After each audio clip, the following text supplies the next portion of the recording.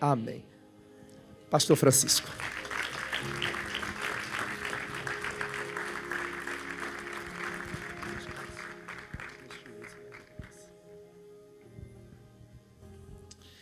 Graças a Deus. Saúde a todos na paz do Senhor Jesus. Amém? Louvado seja Deus. Olha para a pessoa mais bonita que está do teu lado e diga: você está na geografia do seu milagre. Aleluia. Glória a Deus. Queridos, que alegria estar pela primeira vez nesta casa, ver este povo tão abençoado, tão cheio da presença de Deus. Confesso a vocês que já recebi muito de Deus aqui neste domingo. Eu tenho uma plena certeza que você também já recebeu muito de Deus. Meu coração está transbordando de alegria. Deus abençoe ao anjo desta casa, apóstolo Wesley Alves. Gratidão pela sua vida, gratidão pela vida da pastora Vanessa. Nosso Deus continue abençoando esse casal de uma forma muito linda, muito especial, em o nome do Senhor Jesus. Vamos dar uma salva de palmas a Deus pela vida deste casal. Deus continue abençoando a sua vida, meu amigo. Glória a Deus. Conforme ele falou, nos conhecemos ali no Ceará Pentecostal, e Deus, criou ali uma conexão entre nós, e eu estou feliz pela oportunidade de estar aqui. Gente, vamos abrir a palavra do Senhor. Abram a Bíblia Sagrada. Quero trazer uma palavra ao seu coração no livro de Levítico, capítulo de número 25. Livro de Levítico, capítulo de número 25, e o versículo de número 47. Levítico 25, 47. Quantos encontraram, digam amém. Levítico, capítulo de número 25, e o versículo de número 47. Vamos ler, diz assim: e se o estrangeiro ou peregrino que está contigo alcançar riqueza, e teu irmão que está com ele empobrecer, e vender-se ao estrangeiro ou peregrino que está contigo, ou a alguém da família do estrangeiro, depois que se houver vendido, haverá resgate para ele.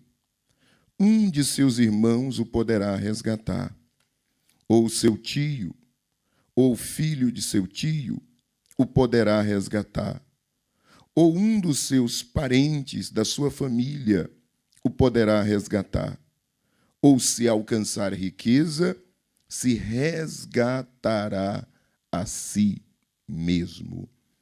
Levanta a sua mão para o alto. Pai, nós oramos ao Senhor, te agradecemos, engrandecemos o teu nome, bendizemos ao teu nome pela tua palavra. E pedimos nesta noite, Espírito Santo, que o Senhor venha falar uma vez mais em nossas vidas, em nosso coração, através da tua palavra, para a glória e honra do nome do Senhor Jesus Cristo. Amém. E você pode sentar, desocupar as mãos e dar uma salva de palmas bem alegre ao nome de Jesus.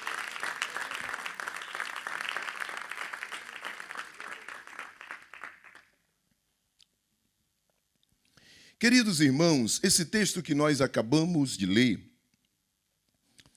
ele vai falar acerca de duas leis poderosas, que, na verdade, elas persistem até hoje no mundo espiritual. A primeira lei que esse texto vai falar, ele fala acerca da lei da dívida. Repete comigo, lei da dívida. O que era a lei da dívida? A lei da dívida, ela determinava que quando uma pessoa contraía uma dívida e esta pessoa não tinha condições financeiras de pagar esta dívida, ele deveria se tornar escravo de quem ele estava devendo. Em outras palavras, ele deveria se tornar escravo do credor. E quando ele se tornava escravo do credor, tudo que essa pessoa tinha, automaticamente passava para a mão de quem ele estava devendo. A casa do endividado passava a ser do credor. Os bois do endividado passavam a ser do credor. O cavalo, seus campos, suas plantações, suas colheitas, a sua vida e até mesmo a vida dos filhos que iriam nascer, automaticamente passavam a ser do credor. Só que junto com esta lei, estava embutida nela uma outra lei, que funcionava como um escape, como uma porta de saída. Era chamada lei do parente remidor. O que é que essa lei determinava? Que quando o endividado ele não tinha condições de pagar, e se de repente algum parente da sua família tivesse misericórdia dele, se compadecesse dele, esse parente da sua família, então, poderia se apresentar para pagar essa dívida. E no momento que esse parente pagava essa dívida, o status de escravo não mudava. A única diferença era que o escravo saía de uma mão e passava para a mão de outra pessoa. O escravo agora deixava de ser escravo de um estranho. E agora ele passava a ser escravo de um parente. Por que a lei abria essa brecha? Porque a lei entendia que ser escravo de um parente é menos humilhante e danoso do que ser escravo de uma pessoa estranha. Agora, nós temos alguns exemplos na Bíblia Sagrada desta lei sendo aplicada. Por exemplo, a história da viúva, que a Bíblia diz que seu marido morreu, e os historiadores dizem que o marido dela era um homem chamado Obadias. Obadias, para quem não sabe, ele foi servo no governo de Acabe, um governo mau, perverso.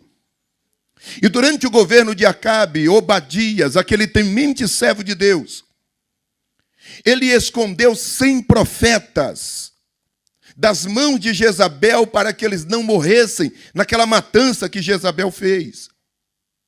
Só que naquela operação, eu acredito que naquela operação que ele fez, ele contraiu uma dívida.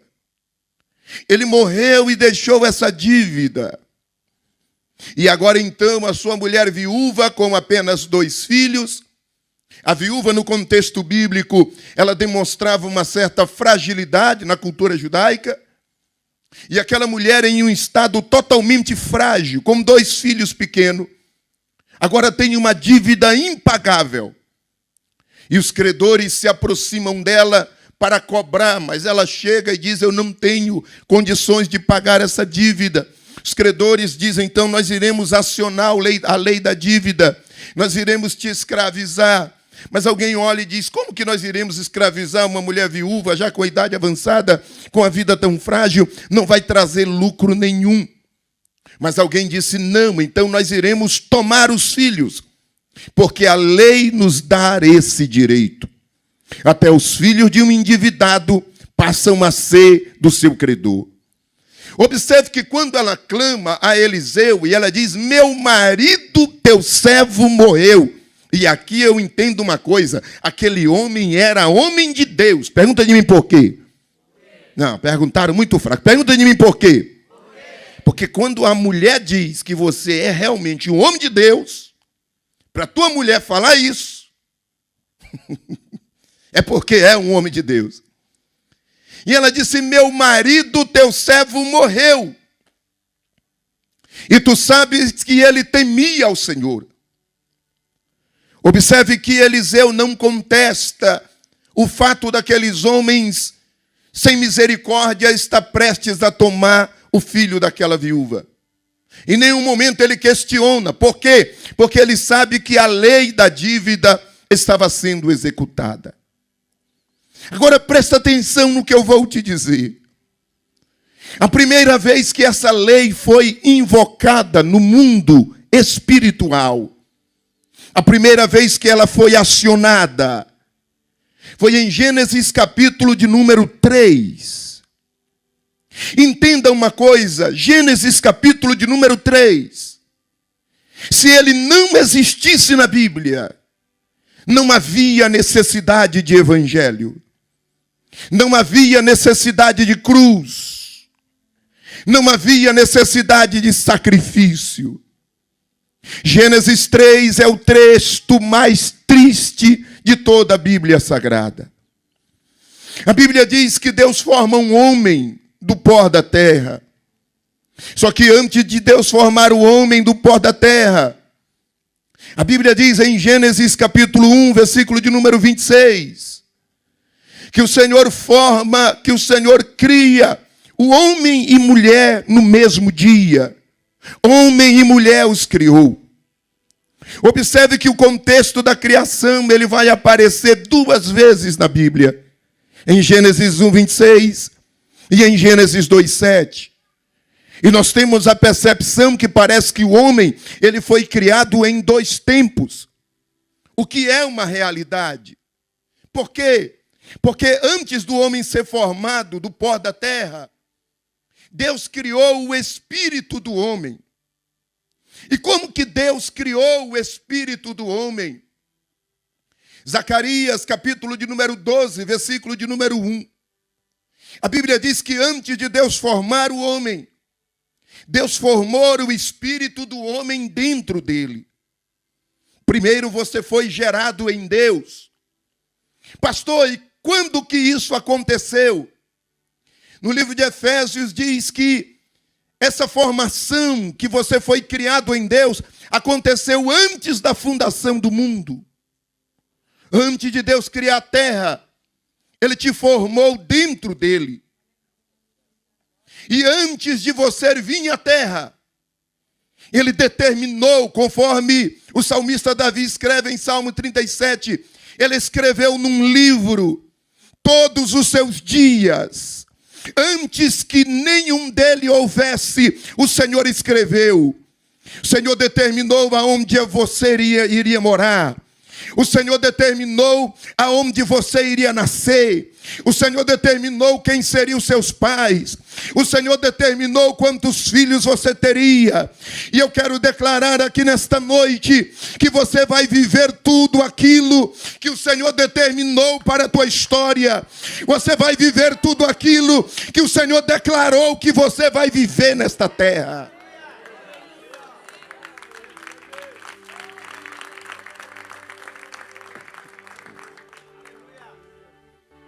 Ele primeiro nos gera dentro dele. Pastor, mas como que eu não me lembro dessa época, desse tempo? Muito simples. Assim como você não lembra da época em que você estava no ventre da tua mãe, assim também você não lembra da época em que você estava em Deus. Porque, entenda uma coisa, em Hebreus capítulo 11, versículo de número 3, nós temos uma revelação tremenda, que depois que eu entendi isso, Deus abriu a minha mente para muitas coisas.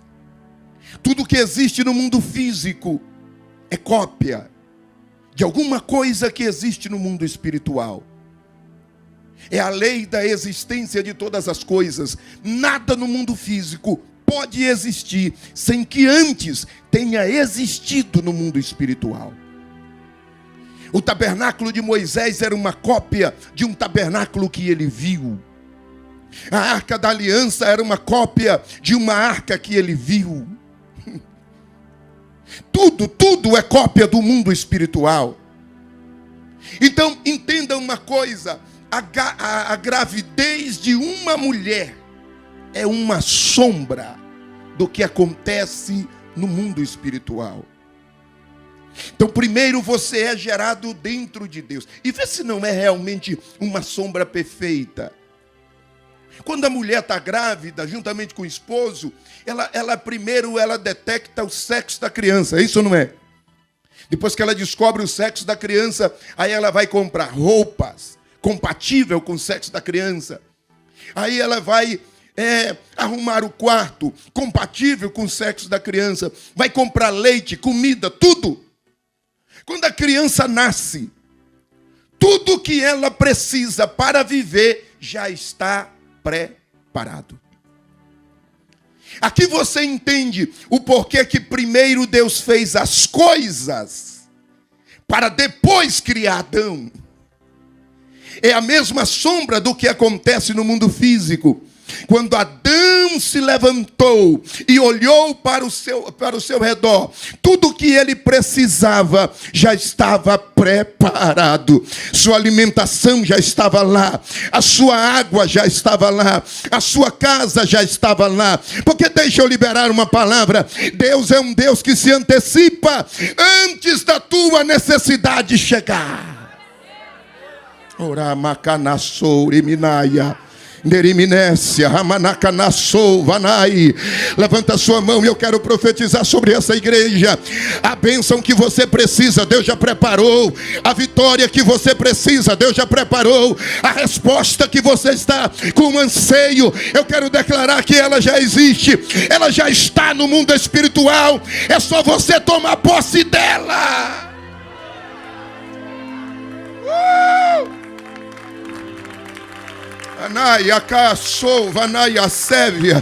Pega na mão do crente que está perto de você, diga: meu irmão, a tua vitória já foi liberada. O que falta acontecer com você é a mesma coisa que faltava na vida do moço de Eliseu. É os seus olhos se abrir.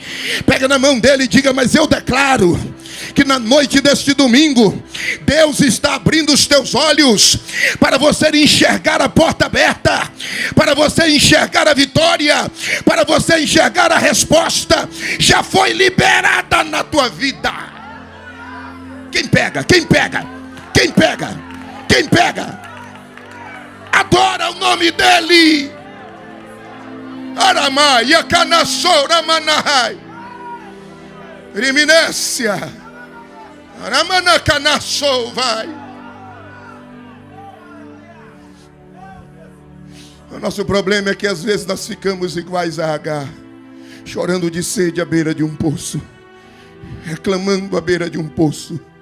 Agar dizendo: eu irei morrer de sede, meu filho vai morrer de sede. E o anjo dizendo: eu não estou entendendo, por que você está chorando? Tem um poço aí do teu lado, é só se você se levantar. A Bíblia diz que ela estava com um odre, mas o odre estava seco, porque tudo aquilo que o homem dá se acaba, tudo aquilo que o homem entrega tem um prazo de validade. Mas eu quero profetizar sobre a tua vida: o que Deus tem para você não tem prazo de validade. A bênção que Deus tem para a tua história não tem prazo de validade. Aquilo que Deus liberou para a tua casa não tem prazo de validade. Aquilo que Deus liberou para a tua história não tem prazo de validade. Cadê os vencedores que pegam essa palavra?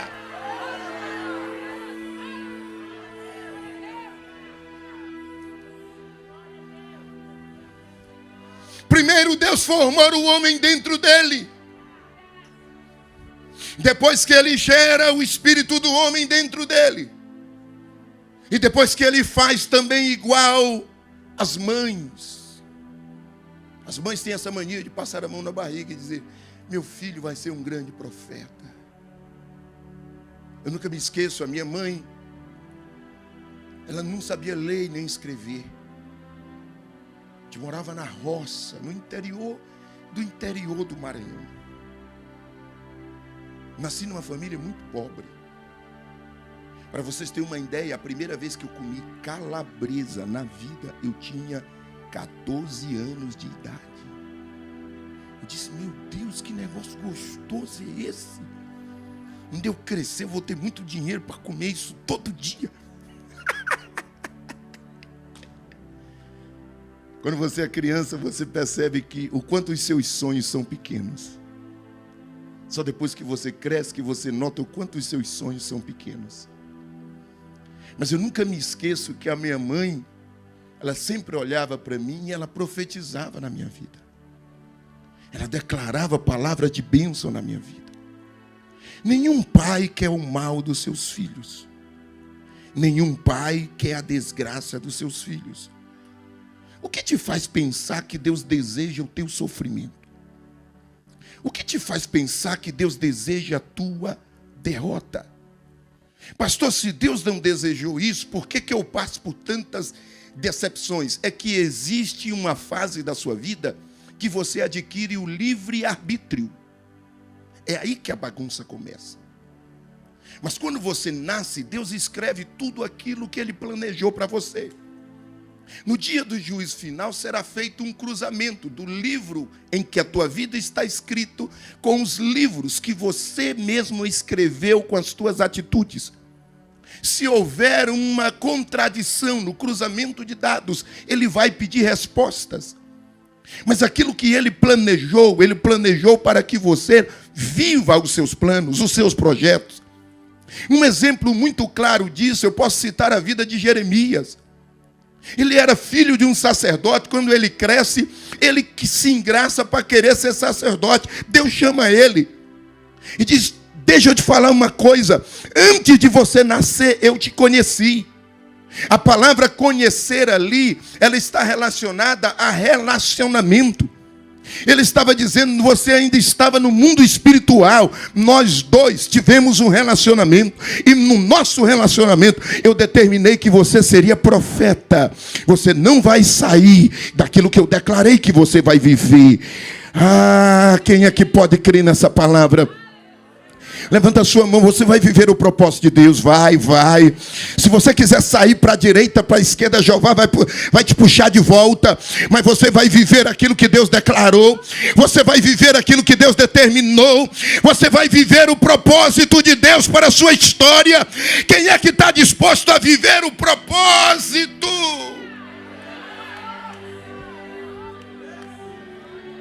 E deixa eu te dar uma notícia ainda mais tremenda.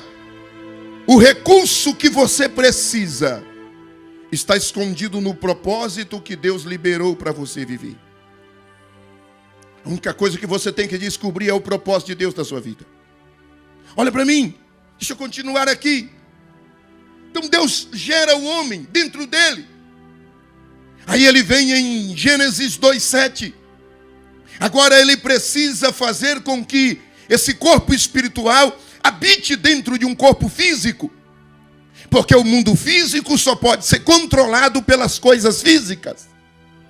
É por isso que quando o diabo quer fazer uma obra, ele usa alguém. E quando Deus quer fazer uma obra, ele também usa alguém. Tanto a bênção de Deus como a maldição vem através de pessoas. O grande segredo é você andar com as pessoas certas. O grande segredo é você ter aliança com as pessoas certas. Pega na mão de quem está perto de você. Diga: Deus vai fazer um limpa. Deus vai fazer um limpa. E todo aquele ou aquela que não é da vontade de Deus vai sair de perto de você. Você não vai ter aliança com quem Deus não quer que você tenha. Diga: você vai ter aliança com pessoas que Deus vai colocar na tua vida. Quem crê?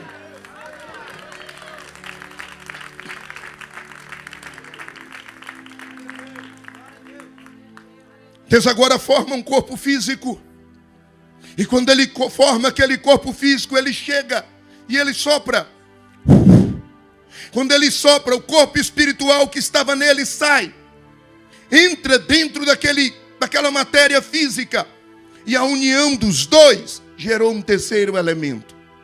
O homem se tornou uma alma vivente. Adão faz isso. Abre os olhos. Quando ele olha, ele vê uma terra inteira preparada especialmente para ele. Se você tiver dúvida do que Deus deseja para nós, é só você ler como Deus fez o homem. Deus não fez o homem para sofrer. Deus não fez o homem para chorar. Deus não fez o homem para ter escassez. Deus não fez o homem para ter necessidade. É por isso que um homem, quando ele está, principalmente em aperto financeiro, até a fome você perde. É isso ou não é? Nem dormir você consegue. É isso ou não é? Porque você não foi feito para isso. O teu corpo rejeita. Você sente um bloqueio. Então, quando ele olha, ele vê tudo que Deus preparou para ele. Só que de longe havia um ser que tinha perdido tudo que agora estava nas mãos de Adão. Esse ser um dia, ele se levantou e ele disse: subirei até os céus e acima das estrelas de Deus exaltarei o meu trono e eu serei semelhante ao Altíssimo. O Altíssimo olhou de lá e disse: igual a mim você nunca será. Mas na hora dele fazer você, ele disse: vamos fazê-lo a nossa imagem e a nossa semelhança. Tudo que o diabo tentou e não conseguiu, Deus te deu de graça.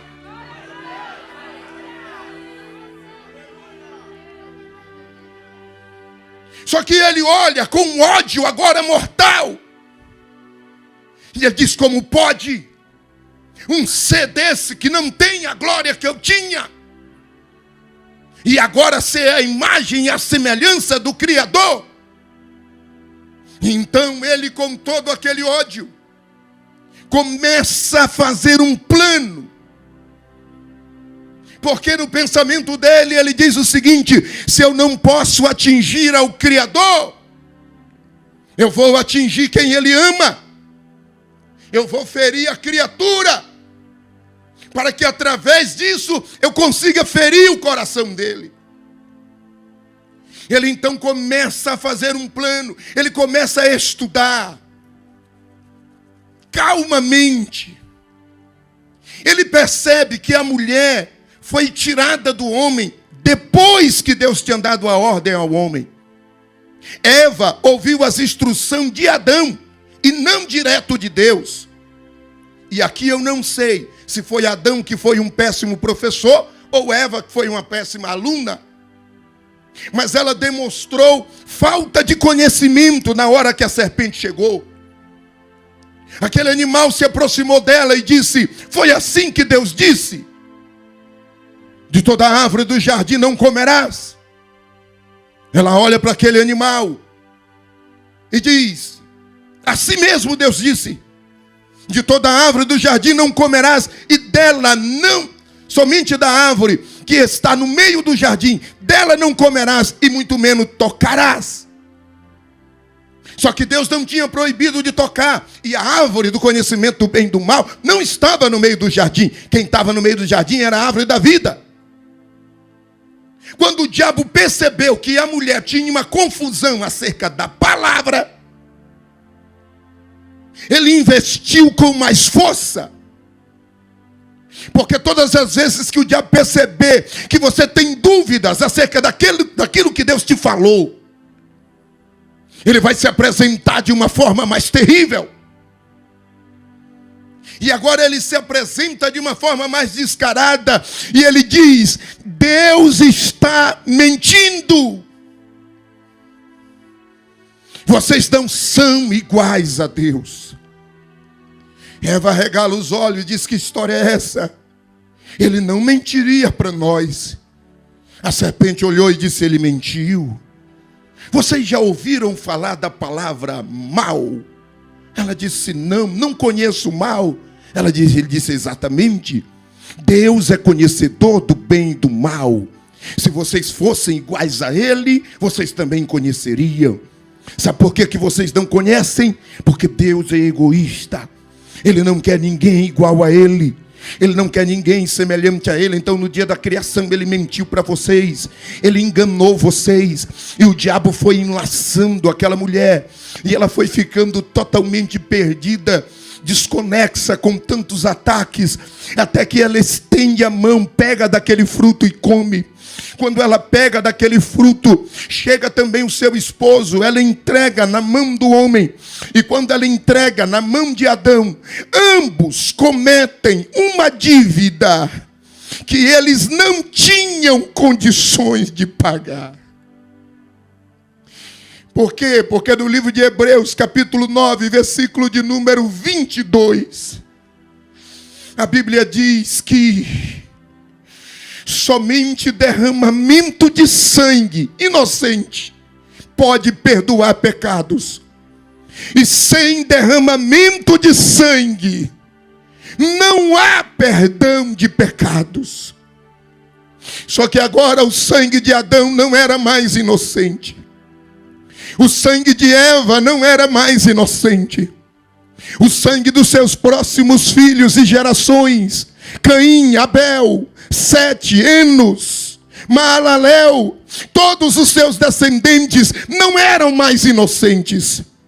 O diabo olha agora para ele, aponta o dedo sujo e diz: agora você cometeu uma dívida que não tem como você sair dela. E como não tem como você pagar essa dívida, a lei eterna do Criador determina que você agora tem que se transformar em escravo. Passa para mim tudo o que você recebeu. É por isso que em Lucas capítulo 4, lá na tentação do deserto, quando ele chega diante de Jesus, ele diz: todos esses reinos eu te darei, se prostrado me adorares, porque a mim foi entregue. Ele estava falando da queda do Éden. Ele disse: você é um escravo. Escravo não governa nada. Escravo não pode ter nada. Passa para mim o governo de tudo que foi te dado agora. E ele começa então a tomar das mãos de Adão tudo que Deus tinha dado a ele no Éden. E quando ele começa aquele processo de saque do homem, o homem, eu imagino, caído, os seus pés já feridos, porque a Bíblia diz que espinhos começaram a nascer na terra, símbolo do reino de Satanás. E quando ele começa a olhar para o homem, aqueles demônios começam a festejar. E eu imagino ele levantando a cabeça para o alto e dizendo: pela primeira vez na história, o Senhor vai perder uma batalha. Não tem como o Senhor se sair dessa. Não tem como o Senhor livrar esse homem. Por quê? Porque o preço do pagamento da dívida é sangue. E ainda que o Senhor queira pagar essa dívida, eu sei que no céu tem ouro, tem prata, no céu tem pedras preciosas, mas no céu não tem sangue. Eu tenho consciência que o mundo espiritual não tem sangue. Ainda que o Senhor queira, o Senhor não pode. E se o Senhor arrumar uma outra maneira, isso chama-se abuso de autoridade. Então toda a criação vai estar comprometida. Ele olhou para os demônios e disse: pela primeira vez nós ganhamos uma batalha e envergonhamos o Criador. Vamos comemorar. Eles começaram então a celebrar, a fazer uma festa. Agora, isso aqui é cabeça de pregador. No meio daquela comemoração, daquela festa, um dos demônios parou. Aí ele ficou pensativo, passou a mão na cabeça. Aí o chefe olhou e disse: por que você parou de dançar? Aí aquele demônio olhou e disse: chefe, eu estou preocupado, estou com um pensamento ruim, um pressentimento ruim. Aí ele olhou e disse: por que você está com um pressentimento ruim? Ele disse: chefe, é que eu nunca vi ele perder uma batalha.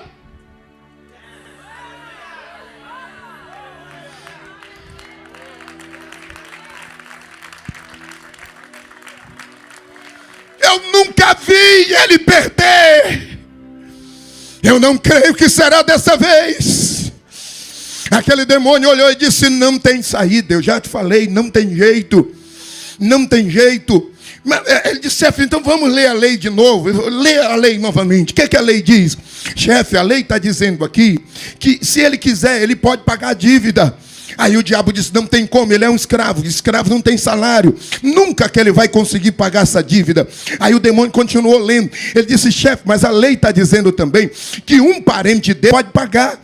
Aí o diabo deu uma gargalhada e disse: mas qual parente? Abel? Abel não vai conseguir pagar. Caim também não vai conseguir. Noé também não vai conseguir. Vai beber cachaça, não vai conseguir. Davi vai matar pagar, o seu vizinho também não vai conseguir. Nenhum dos descendentes desse escravo pode pagar essa dívida.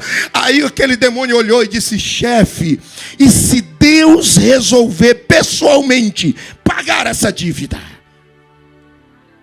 Aí ele arregalou os olhos e ele disse: isso é impossível. Por quê? Aí o diabo perguntou: por que é impossível? Aí ele disse: porque na lei está escrita que ele é espírito, e espírito não tem sangue. Não tem como ele derramar sangue para pagar essa dívida. Ele tem ouro, ele tem pedras, mas sangue ele não tem. Aí aquele demônio olhou e disse: chefe, e se Deus resolver virar homem?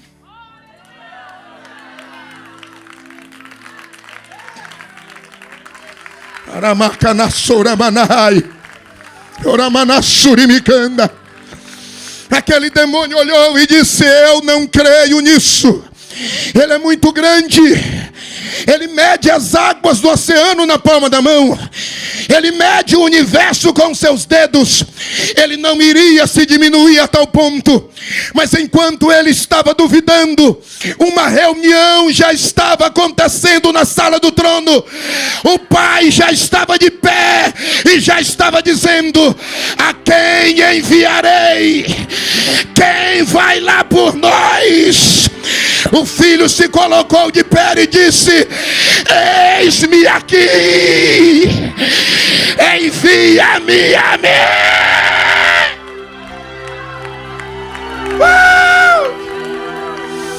Oramaia canaçou manaia sévia.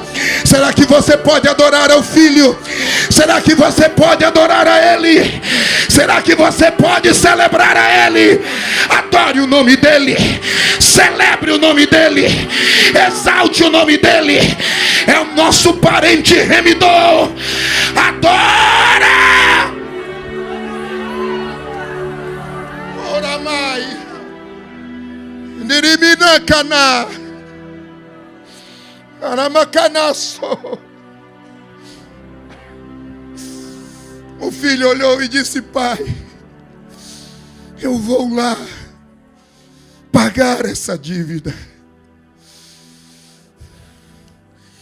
O diabo se assusta quando o pai desce, dá as sentenças.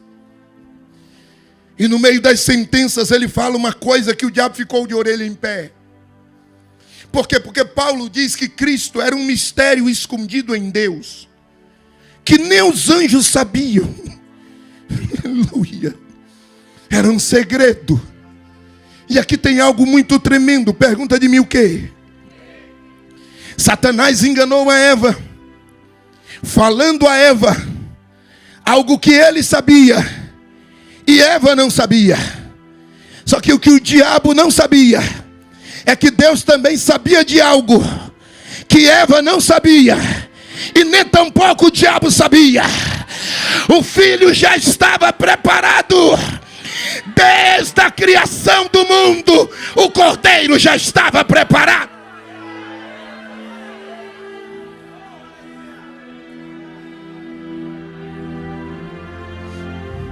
Ele olha e diz: da semente da mulher eu vou levantar alguém que vai esmagar a tua cabeça.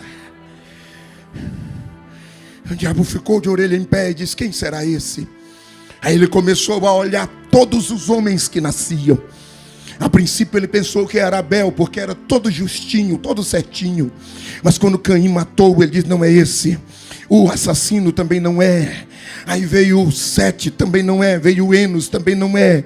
Veio o Lameque, também não é. E foi vindo todas as gerações. Veio o Matusalém, ele olhou: isso aqui vai viver muito tempo, mas também não é ele.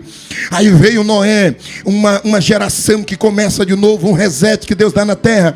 Aí ele olha e diz: será que é Noé? Até no dia que Noé tomou umas cachaças, tirou a roupa e rodou a baiana, ele disse: esse aqui também não é. E ele foi eliminando um por um ele foi eliminando. O tempo foi passando, e quanto mais o tempo passava, mais poder ele adquiria.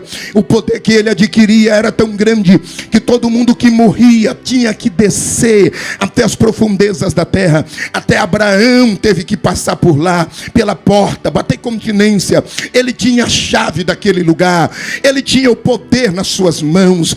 Até que se passaram muitos e muitos anos. Chegamos agora no Evangelho de São Lucas, capítulo de número 1. A Bíblia diz que uma mulher por nome de Maria estava na sua cidade natal, Nazaré, dentro da sua casa. Talvez era por volta de meio-dia, preparando a comida. Não havia mais esperança desse remidor chegar. Não havia mais esperança desse remidor aparecer. Israel estava há mais de 400 anos mergulhada em um silêncio de Deus, que a voz de Deus não bradava, não falava. Mas deixa eu te dar uma notícia: o sinal da ausência da voz de Deus também é o sinal de que o milagre está chegando.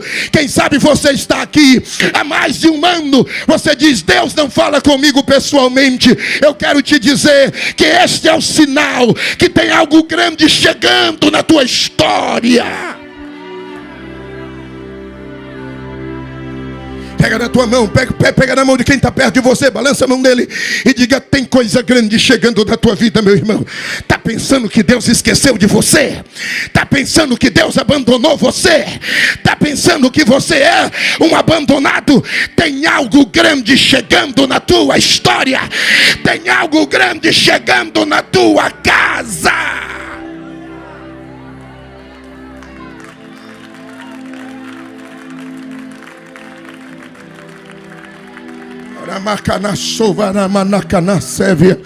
Aquela mulher estava na sua casa. De repente um clarão desceu dentro da casa. Aquele homem levantou a mão e disse: salve, agraciada. A mulher levantou os olhos e disse: que saudação é essa? Judeu não saúda desta maneira, árabe também muito menos. De onde você é? Romano também não saúda assim. Aquele homem olhou e disse: desculpa, eu esqueci de me apresentar. Primeiro deixa eu te falar o meu nome. O meu nome é Gabriel. Eu sou anjo de boas notícias. Chamacanassovia. Só quem levantar a mão vai receber a visita desse anjo ainda neste mês de setembro. Lá dentro da tua casa, o anjo das boas notícias vai chegar. Quem é que recebe essa palavra?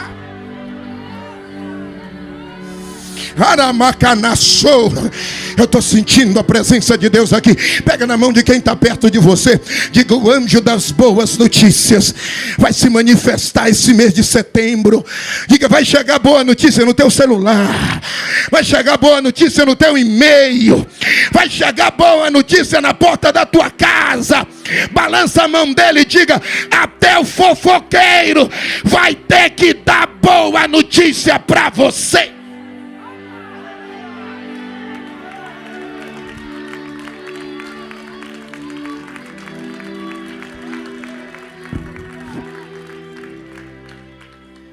Ele olhou e disse: eu me chamo Gabriel, o anjo de boas notícias. Agora deixa eu te falar aonde eu trabalho.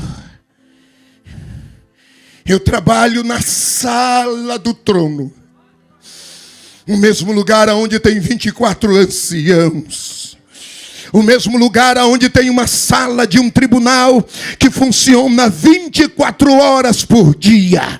Ele não fecha em nenhum momento. Esse juiz não tira férias em nenhum instante. Pastor, por que o Senhor está falando isso? Porque hoje é domingo, dia 7 de setembro. É feriado lá no Brasil. E aqui também eu acho que não tem tribunal funcionando. Mas eu quero te dizer que neste exato momento, uma sentença do céu já foi liberada para a tua vida. Direto da sala do trono, Deus já liberou a tua vitória. Só quem pega essa palavra, dá um pulo dessa cadeira e adora.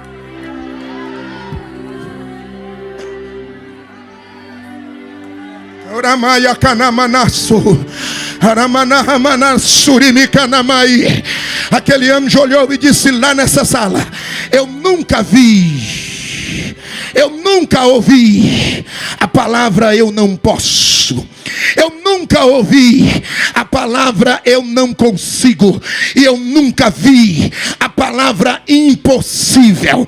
Não é pronunciada nesta sala. O que é, olha para quem está perto de você e diga: o que é impossível para você é possível a Ele. Agora pega na mão dele e diga: o que Deus está trazendo a você é tão poderoso que você vai passar uns 10 minutos para acreditar no tamanho da vitória.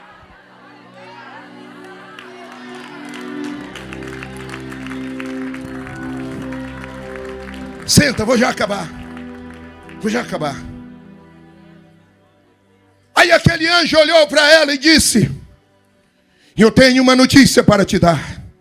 Ela disse: qual é? Eis que você mesmo sendo grávida, você vai engravidar. Mesmo sendo virgem, você vai engravidar. E você vai conceber uma criança. E o seu nome será Jesus. Ele será maravilhoso. Ele será conselheiro. Ele será Deus forte. Ele será Pai da eternidade. Ele será príncipe da paz. E o seu reino jamais terá fim. Quem é que pode adorar a esse rei? Adore a esse rei. Levante a mão e adore a esse rei. Levante a mão e adore a esse rei. Aquilo que o diabo mais temia estava acabando de acontecer. O Deus infinito que o universo não pode conter estava diminuindo, se humilhando, se transformou num embrião muito pequeno. Ele diminuiu o máximo, entrou dentro do ventre de uma mulher. Depois que ele nasce, ele se levanta, ele olha para o credor e ele diz: agora eu tenho sangue. Diz que eu não posso pagar a dívida. E agora eu também sou da linhagem de Davi. Eu não nasci como primo, nem como tio, eu nasci como irmão. Eu tenho legalidade total para pagar a dívida, arrancar o escravo da tua mão. Eu vou libertar esse escravo. Eu vou pagar a dívida que foi feita.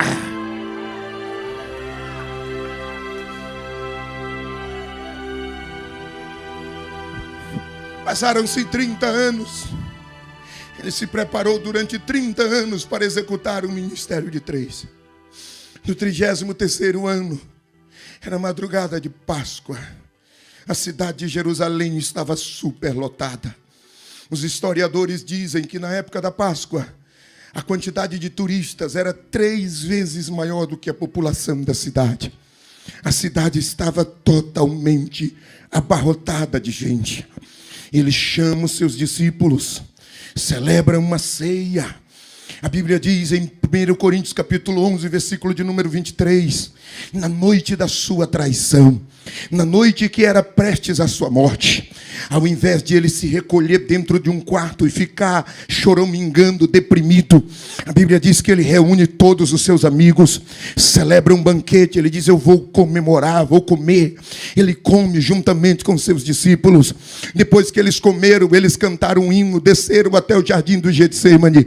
A Bíblia diz que ali ele separa 3 dos seus discípulos e pedem para que eles o acompanhem. Ele sabia que a hora da sua morte estava chegando.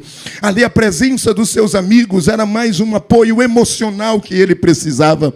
Ele olha para eles e diz: ficai aqui enquanto eu me afasto e oro um pouco. Vigiai e orai para que vocês não caiam em tentação. E a Bíblia diz que ele se afasta para um lugar um pouco mais distante. Ali ele dobra os joelhos e começa a orar. E o pai abre a visão diante dele. E ele começa a ver e sentir toda a dor que ele sofreria para pagar aquela dívida. Há um momento que ele olha ao pai e com as lágrimas e o suor misturado com sangue, ele olha para o pai e disse: pai, será que não tem uma outra maneira de pagar essa dívida? Será que não tem um outro jeito? E o pai olha e diz: filho, não tem outra maneira.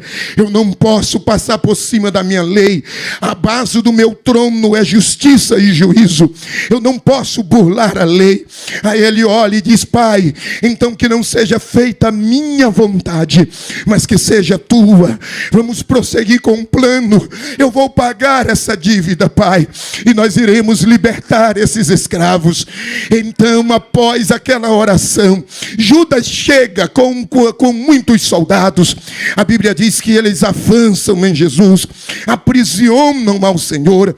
Era por volta de mais ou menos meia-noite quando ele foi preso. Naquele momento, então, eles conduzem a Jesus para uma sequência de 6 julgamentos. 3 julgamentos religiosos e 3 julgamentos civis. Ele começou a ser julgado por volta de 3 da manhã. E ele foi condenado por volta de 6 horas da manhã. Eles queriam as coisas às pressas, porque eles tinham medo da multidão, que eles sabiam que amavam a Jesus. E eles começam então a conduzir aquele julgamento cheio de falhas, cheio de testemunhas falsas. No meio daquele julgamento, aqueles demônios entravam naqueles soldados. Eles se aproximavam, e não somente os soldados, mas os que estavam perto. Eles esmurravam, davam soco nele, colocavam venda nos olhos e dizia: se tu é profeta, revela o nome de quem está te batendo agora.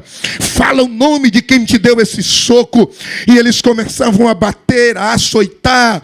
O rosto dele começou a ficar desfigurado. Os seus olhos começaram a ficar inchados de tanta pancada. A Bíblia diz que agora eles pegam um chicote, amarram na ponta do chicote ossos de carneiro e começam a bater nele. Aqueles ossos entram na carne, eles puxam, e quando eles puxam, aqueles ossos rasgam a carne dele. O sangue começa a jorrar em todo o seu corpo. E o diabo olhava e dizia: desiste, volta para o teu trono, chama os teus anjos, eles podem te tirar dessa situação agora mesmo. Se você voltar para o teu trono, você vai continuar sendo Deus. Abandona esses escravos. Não adianta você perder o tempo com eles. Sabe o que é que eles irão fazer? Eles irão zombar de você, eles irão pular carnaval e vão tirar onda com a tua cara. Abandona eles, deixa eles de lado. E o nosso remidor olhava e dizia: não, eu vou pagar a dívida. Não importa se eles irão me amar ou não, não importa se eles irão me seguir ou não, mas a missão será concluída. Eu vou pagar a dívida e eu vou libertar eles das tuas mãos. Namacanassora mai, erimia carachá. Eles continuam açoitando. Entenda, a vontade do diabo nunca foi matar Jesus. A vontade do diabo era levá-lo ele ao sofrimento extremo, até ele desistir, até ele quebrar alguma lei, até ele pecar. O diabo usou a boca de Pedro e diz: não desças, não vai te entregar, não morra assim. Ele olha e diz: sai dele, Satanás, atrás de mim. O diabo queria fazer ele desistir. Então ele começa a impor mais dores sobre ele, mais sofrimentos sobre ele. Coloca um coroa de espinho na sua cabeça, um aperta. As dores eram intensas. Às 6 da manhã, eles então prosseguem. Condenam ele à morte. Rasgam as suas vestes. Mais uma sessão de açoite. Colocam no ombro dele agora uma parte da cruz. E ele tinha que caminhar até um monte chamado Caveira. Só que como ele tinha perdido muito sangue, as suas forças estavam diminuídas. No caminho ele tropeça. Um homem por nome Simão Sirineu vem e lhe ajuda. Ele consegue chegar até o Monte Caveira. Quando ele chega no Monte Caveira, eles pegam pregos de 13 centímetros e meio e pregam nos seus pulsos, nas suas mãos, levantam aquela parte horizontal, colocam na parte vertical que já estava lá, levantam os pés dele e pregam também mais outros pregos de 13 centímetros. A sua carne, os seus nervos são rasgados. Aqueles pregos atingem a sua respiração. Ele agora sente dificuldades para respirar. Faz força nos seus pés para aliviar o peso dos seus braços. Mas quando ele faz isso, os pregos rasgam a carne dos pés. Ele cede. As dores eram grandes. No Evangelho de São João, capítulo de número 1. A Bíblia diz que todas as coisas foram feitas por ele. E sem ele nada do que foi feito se faria. O sol que foi criado por ele, quando olhou o seu Criador, gemendo tanto, apagou a sua luz, se fechou, e as trevas cobriram toda a face da terra. De meio-dia até 3 da tarde, ele não disse uma palavra. A única coisa que ele fazia era gemer. No meio das trevas e da escuridão, ouvia-se o gemido dele. As dores eram intensas.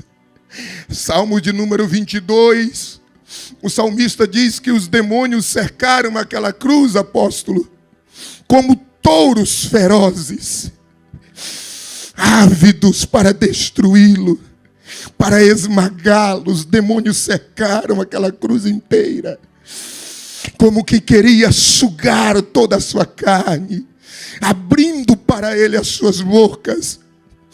Ele olha para o alto, e aqui pela primeira vez, quando eu li essa parte, eu chorei muito, porque Deus me fez entender que a maior dor do Calvário não foram os cravos.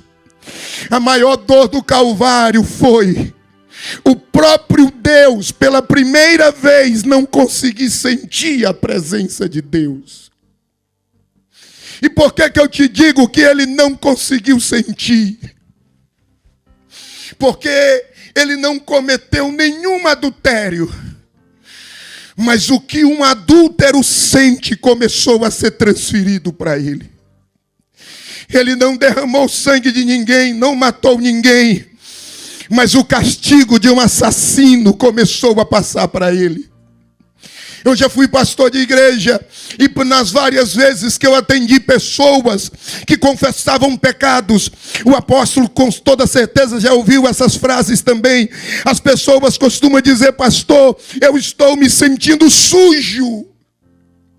O Deus limpo estava sendo contaminado com os nossos pecados.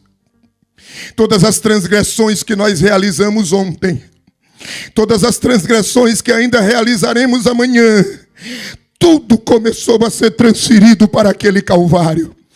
Ele sentiu aquela negridão entrando dentro dele, como uma pá de lama sendo jogada em uma fonte limpa.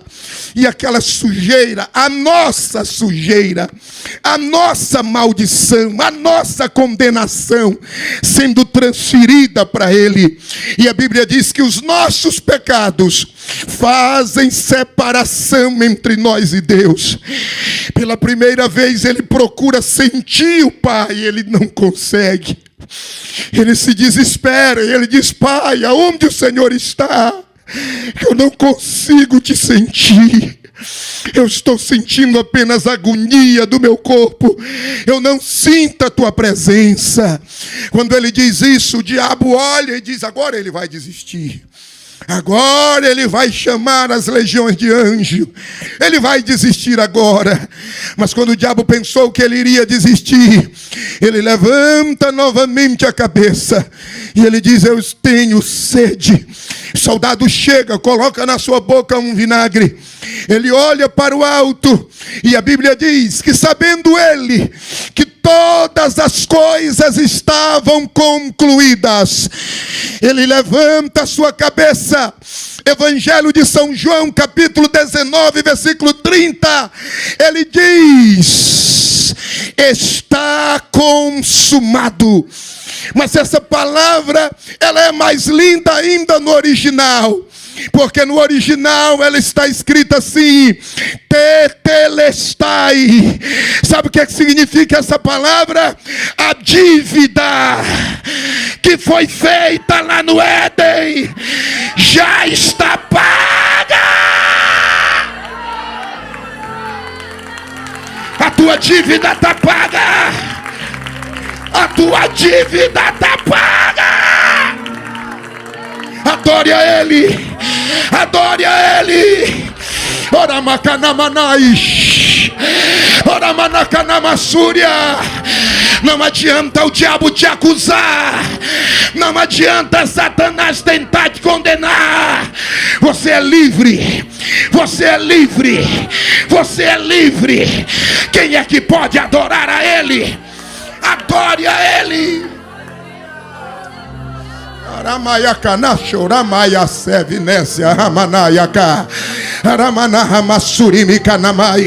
Nenhuma condenação a mais para quem está em Cristo Jesus.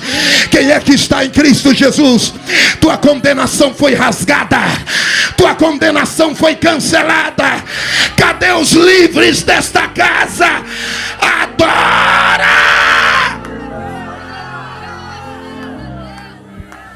Mais Aramacana Iriminasha Irikonamaya Shoba Irimina Anakadaso Irimina Hamayasha Irikovanaya Sori. Ama glória de Deus aqui. Anaka Aramakana Suriminésia. Não tem mais algemas, não tem mais cadeias, já foram quebradas.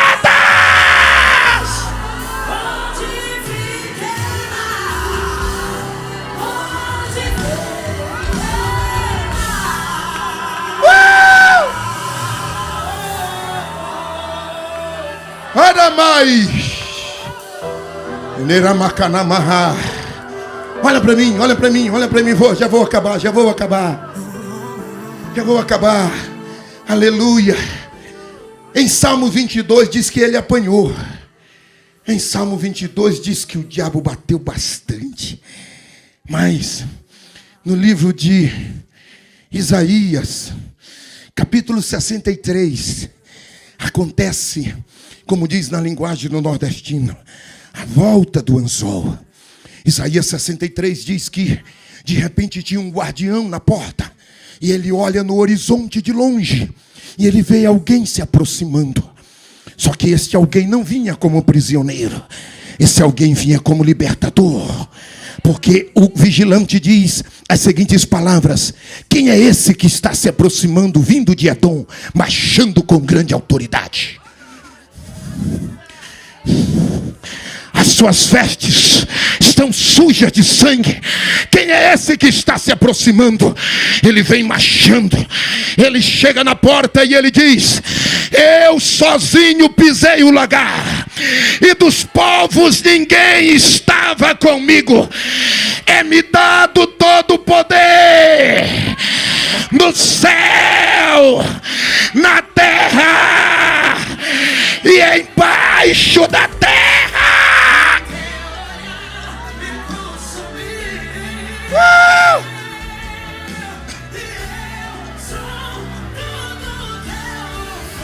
Me dá a chave da morte, me dá a chave do inferno. Aramacana sávia. Aí ele olha para o seio de Abraão Ele olha para o seio de Abraão e ele diz: Abraão, segue-me. Jacó, segue-me. Isaac, segue-me. Isaías, segue-me. Me acompanha. Jeremias, segue-me. Ele vai tirando todos os cativos. Quando ele reúne toda a igreja, aí se cumpre a palavra. Ele olha para o diabo e diz: a partir de hoje, nunca mais as portas do inferno vai prender a minha igreja. Acabou. Acabou.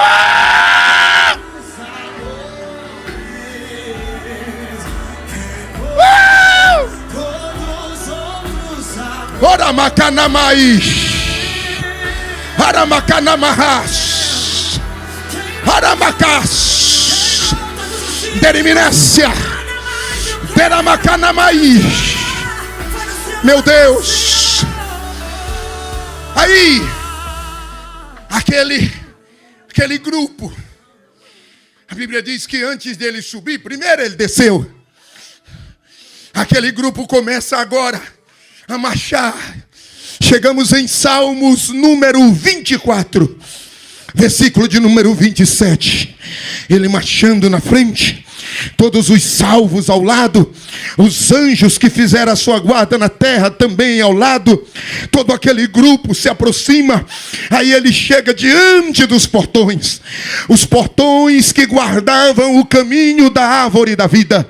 No dia que o homem caiu, Deus bloqueou o caminho.